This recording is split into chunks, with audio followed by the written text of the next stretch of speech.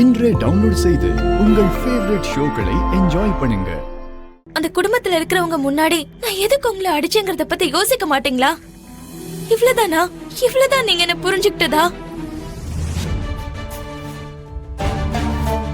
சரி, நான் ஏன் அப்படி பண்ணேன், என்ன விஷயங்கிறத உங்ககிட்ட இப்ப சொல்றேன். நான் காரணத்தை சொன்னதுக்கு அப்புறமும் உங்க கோவம் குறையலன்னா நீங்க தாராளமா கிளம்பி போங்க. நான் உங்களை தடுக்க மாட்டேன்.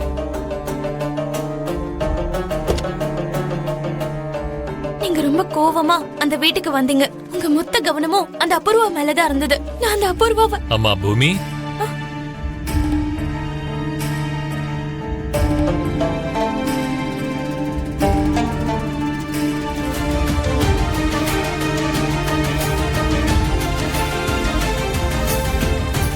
உன்னை பார்க்கும்போது எனக்கு ரொம்ப பெருமையா இருக்குமா. நம்ம வீட்டுக்கு கண்டவங்க எல்லாம் அவங்க இஷ்டத்துக்கு வந்து ஆதிக்கம் செலுத்துறதெல்லாம் என்கிட்ட நடக்காதுன்னு நீ கண்ணத்துல அரைஞ்சி பதிலடி கொடுத்தியாமே. அதை கேட்டதும் எனக்கு ரொம்பவே சந்தோஷமா இருந்துச்சுமா.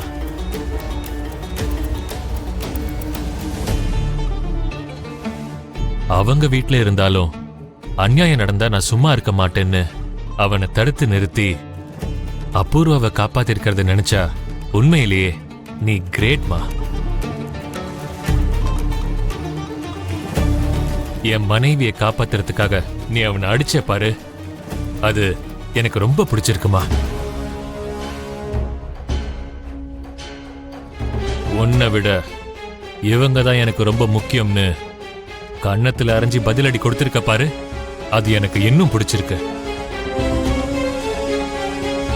நான் வீட்டுல இல்லாத நேரத்துல என் வீட்டுக்குள்ள வந்து ரவுடியிசம் பண்ணணும்னு முயற்சி பண்ணா என் வீட்டுல இருக்கிற வயசு பொண்ணும் பார்த்துட்டு சும்மா இருக்க மாட்டான்னு அவனுக்கு இந்நேரம் நல்லா புரிஞ்சிருக்கும்னு நினைக்கிறேன்.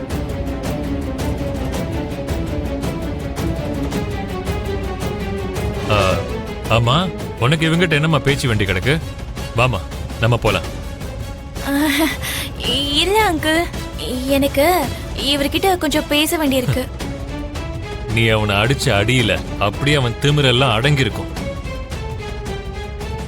இதுல அவன் உன்கிட்ட பேச வேண்டியது என்னமா இருக்கு? நீ சொல்றத கேட்பானா என்ன? நீ வாமா, வா போலாம். வாமா போலாம், வா. அங்கிள்,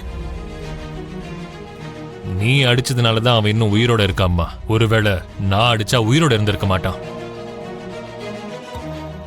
நீ அடிச்சு அவமானப்படுத்தினவன நான் அடிச்சு என்ன ஆக போதுன்னு தான் நான் அவனை விட்டுட்டேன்.